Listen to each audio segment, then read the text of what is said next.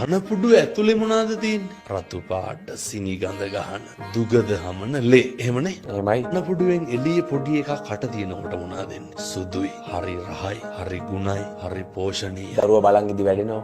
කිරි ආස්කමක් නෙමේද? තනපුඩුව සැත්තුඩකින් පළුදු කරොත් එන්න කිරිද ලේද? ලේ කොතනින්ද ඔය කිරි ටික ලේ වෙන්නේ? කන්වර්ට් වෙන තැන කොතනද? ආස්කමක් නෙමේ ධම්මද? පොඩි එකක් තුරුල් කරගන්නකොට කැකෑරෙන ලේ ටික කිරි වෙනවනේ.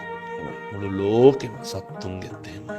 මිනිස්සු අම්මා කියන තැනට ඒ සෙනෙහසට ඒක කිරි වෙනවා. ඒ හරි විශ්මිතයි හොඳ. ඒ හරි විශ්මිතයි. මේ කියන වචනයක් ගානේ මොනාගේ හයියෙන්ද? ඒ කිරිවල මිනිස්සු මේවා බොහොම ඉක්මනට අමතක කරනවා. අවුරුදු 20 පැන්න ගම, අවුරුදු 15 පැන්න ගම, අවුරුදු 20ට උඩින් ජීවිතේ මතක නැහැ මිනිස්සුන්ට.